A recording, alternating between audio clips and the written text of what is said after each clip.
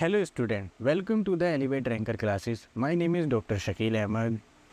तो आज हमें पढ़ना है ऑस्मोसिस। असल में आज हमें पढ़ना नहीं है ऑस्मोसिस, ऑस्मोसिस को हमें सीखना है। एनिमेशन से भी सीखेंगे, सब तरीके से हमें क्या करना होगा, ऑस्मोसिस को सीखना होगा। हम एनिमेशन से सीखेंगे, एंड में हम ऑस्मोमीटर को भी बनाएंगे ताकि हम इसको रियल लाइफ में अप्लाई कर सकें। ठीक है, ऑस्मोसिस का कहाँ कहाँ यूज़ होता है? तो ऑस्मोसिस का हमने अपनी रियल लाइफ के अंदर देखा है कि ये बहुत जगह यूज़ होता है।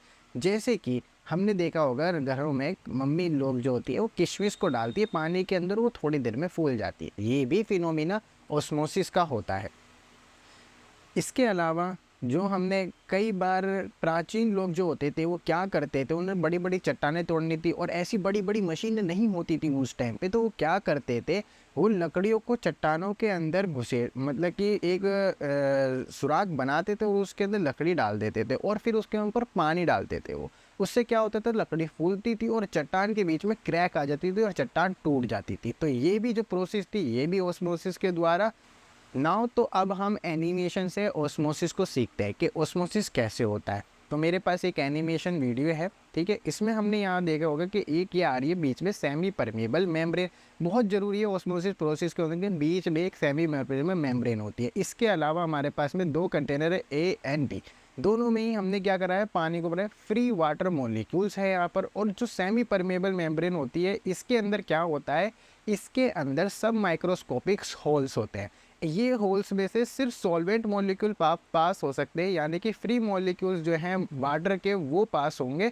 जो सॉल्यूट के मॉलिक्यूल्स हैं वो पास नहीं होते हैं इस सेमी परमेबल मेम्ब्रेन से। ठीक है, तो यहाँ पर आप देख भी रहोगे कि यहाँ पर ए सॉल्यूशन से बी सॉल्यूशन के अंदर वाटर के मॉलिक्यूल जा रहे हैं, वाटर के मॉलिक्यूल बी से ए के अंदर आ रहे हैं। ठीक है, आपको दिख भी रहा होगा इस होल में से पास हो रहे हैं। ठीक, तो अब यहाँ पर क्या हो रहा है, कोई भी रुकावट नहीं है, बड़े आराम से फ्रीली मूवेबल है। ठीक है, अब हम क्या करते हैं कि कंटेनर नंबर बी के अंदर 5 ग्राम शुगर को डालते हैं। जब हम 5 ग्राम शुगर को डालते हैं, एक सोल्यूट डाल देते हैं, तो जो वाटर के मॉलिक्यूल्स हैं ये हाइड्रोलाइज्ड हो जाते हैं इस शुगर के साथ में और जुड़ जाते हैं और एक बड़ा मॉलिक्यूल बन जाता है, हाइड्रेशन स्फीयर बना लेते हैं। ये जो हाइड्रेशन स्फीयर होता है इसका साइज सॉल्वेंट मॉलिक्यूल से काफ़ी बड़ा है। आपने देखा होगा कि कई सारे वाटर मॉलिक्यूल एक सोल्यूट से आके जुड़े तो साइज काफ़ी बढ़ गया है। तो जो सब माइक्रोस्कोपिक होल्स थे उसके अंदर से ये सोल्यूट के पार्टिकल पास नहीं हो सकते हैं। और सॉल्यूशन बी के अंदर पहले वाटर के मॉलिक्यूल बहुत सारे थे, लेकिन अब वाटर के मॉलिक्यूल उस सोल्यूट के साथ में अटैच हो गया, हाइड्रेशन स्फीयर बना लिया। तो फ्री वाटर मॉलिक्यूल अब यहाँ पर कम हो गए। फ्री वाटर मॉलिक्यूल यहाँ पर हमें क्या दिख रहा है, कम होते हुए दिख रहे हैं। तो यहाँ पर क्या हुआ, फ्री वाटर मॉलिक्यूल कम हो गए। तो क्या होता है यहाँ पर ऑस्मोसिस में, ऑस्मोसिस जो एक प्रक्रिया होती है जिसके अंदर वाटर अपनी हायर कंसंट्रेशन से लोअर कंसंट्रेशन की तरफ मूव करता है। अब बी के अंदर वाटर के मॉलिक्यूल कम है, आपको दिख भी रहा होगा, और ए के अंदर वाटर के मॉलिक्यूल ज़्यादा है। तो ए से वाटर मॉलिक्यूल्स बी की तरफ मूव करने स्टार्ट हो जाएंगे। अब आप देखो यहाँ पर कि ए सॉल्यूशन से बी के अंदर वाटर मॉलिक्यूल्स मूव कर रहे हैं, लेकिन सॉल्यूट के मॉलिक्यूल का साइज इतना बड़ा है कि वो जा ही नहीं पा रहा उस तरफ, वो जा नहीं पा रहा। तो ए से वाटर मॉलिक्यूल बी की तरफ आएंगे।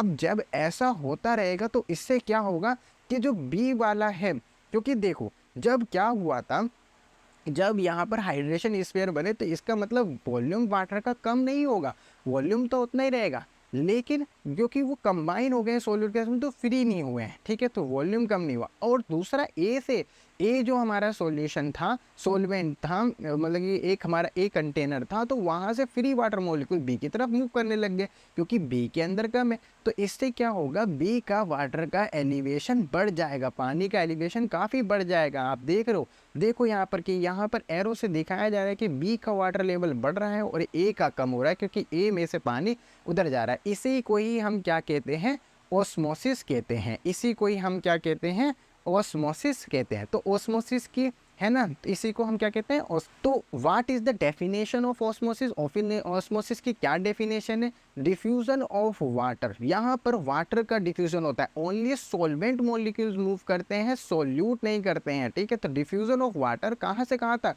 From higher concentration to the lower concentration. अपने वाटर अपने हायर कंसंट्रेशन से लोअर कंसंट्रेशन की तरफ मूव करता है through a selective permeable membrane. एक सेलेक्टिव परमेएबल मेम्ब्रेन बहुत ज़रूरी है ऑस्मोसिस होने के लिए। ऑस्मोसिस की डेफिनेशन बिना सेलेक्टिव परमेएबल मेम्ब्रेन के नहीं होगी। अगर सेलेक्टिव मेम्ब्रेन ना हो तो क्या होगा, वो तो डिफ्यूज़न कहलाया जाएगा, वो हमारा ऑस्मोसिस नहीं कहलाया जाएगा। ठीक है, तो ये हमारे पास में इसकी डेफिनेशंस होती है ऑस्मोसिस की। ठीक है, अब ये तो हमने डेफिनेशन समझ ली। अच्छा, एक डेफिनेशन और होती है कि diffusion of water from lower concentrated solution to the higher concentrated solution. यहाँ पर मैंने सॉल्यूशन टर्मिनोलॉजी यूज़ करी है। लोअर कंसनट्रेटेड सॉल्यूशन का मतलब है कि वहाँ पर सॉल्यूट कम है, सॉल्वेंट ज़्यादा, तभी उसकी कंसनट्रेशन लो है।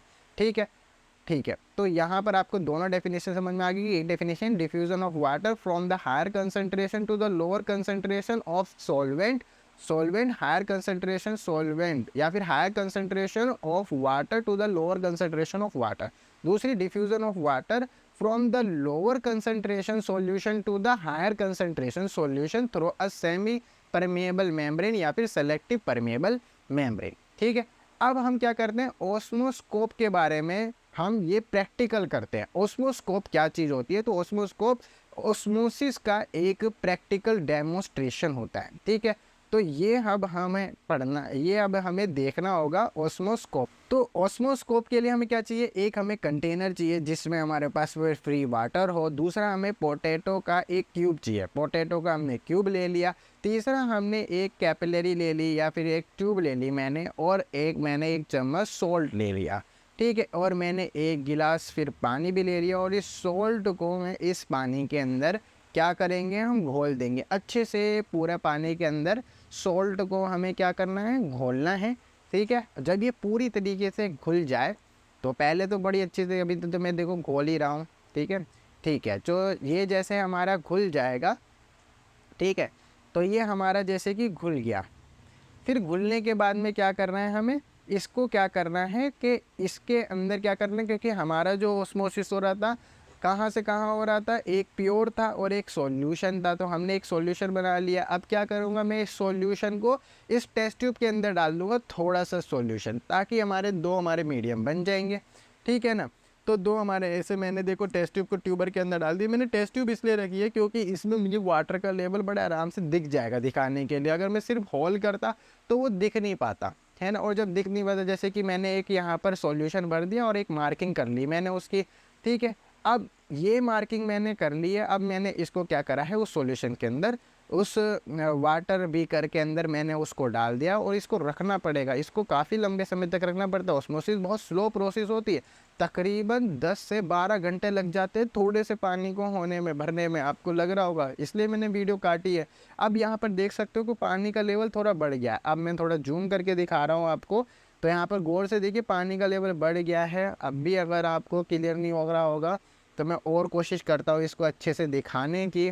कैसे, देखो, हाँ, यहाँ पर देखो बहुत ही अच्छे से मैंने फ़ोटो लिया है जिसमें पानी का लेवल आपको अबव दिख रहा होगा। मैंने फिर एक मार्कर से मार्किंग भी कर दी, देखो ये पानी का लेवल बढ़ गया है। तो ये हमारे पास में क्या होता है, ऑस्मोस्कोप होता है, पोटैटो ऑस्मोस्कोप। इस तरीके से हम प्रैक्टिकली ऑस्मोसिस को देख लें। तो देखो कैसे पानी अपना आप ही अपना आप जा रहा है। इसी तरीके से पानी जो होता है वो कहाँ जाता है, वो अगर हम किशमिश को पानी के अंदर डालते तो किशमिश के अंदर भी सॉल्यूशन होता है, शुगर सॉल्यूशन होता है।